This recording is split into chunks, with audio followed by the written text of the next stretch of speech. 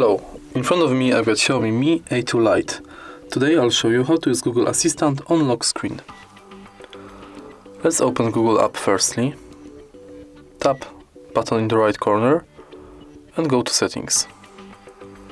Go to Google Assistant, scroll down and tap on voice match. Turn Hey Google function on.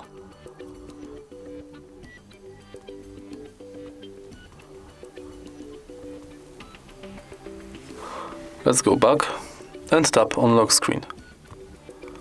Make sure this function is on. Now simply say, Hey Google,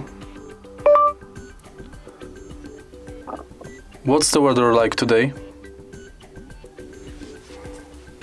It's 59 with light showers. Today, there'll be showers with a high of 61 and a low of 46.